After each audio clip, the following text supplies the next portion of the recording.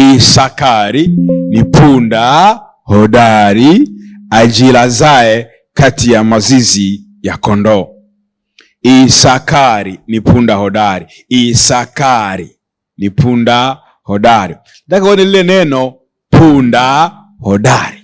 Halafu kile kipengele cha pili, ile bi yake, nataka uone lile neno mazizi ya kondoo. Kuna uhusiano kati ya mazizi ya kondoo na punda. Okay, Isakari ni punda, anapaswa alale wapi? Isakari ni punda kiuhalisia, si ndio? Okay, kiuhalisia huo huo anapaswa alale wapi? Kwenye zizi gani? La punda. Lakini kwa kuwa Isakari yeye si sawasawa na punda wengine, yeye ana uwezo pia wa kulala hata kwenye zizi la kondoo.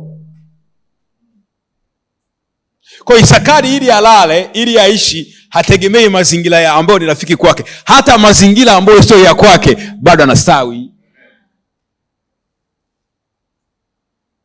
Isakari ni punda hodari ajilazae kati ya mazizi ya kondoo. Watu wengi wanaweza wakaishi kwenye mazizi ya kwao binafsi. Kama yeye ni ng'ombe, kwenye zizi la ng'ombe tu ndio anatulia. Kama yeye ni punda, kwenye zizi la punda tu.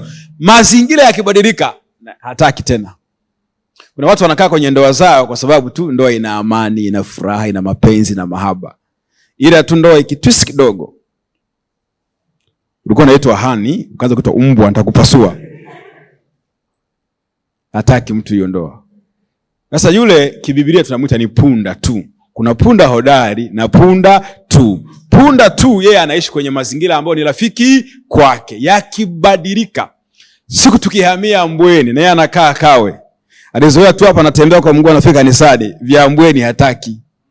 Yule ni punda tu, sio punda hodari. Anaweza kulala tu kwenye mazizi ya punda, ila mazizi yakibadilika aishi.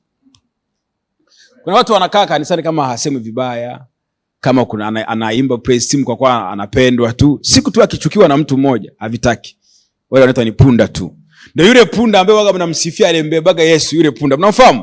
Yule ni punda tu. Anaweza kumbeba Yesu kijijini, mjini hawezi, anamshusha anarudi bushi.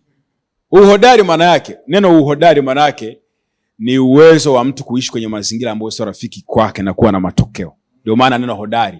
Ndio maana haya maneno uwe na moyo mkuu. Ndio haya maneno usiogope. Ile neno usiogope maana yake kuna mazingira ambayo hayaendani na wewe, lakini unapaswa uendelee kuwepo. Ndio maana yake.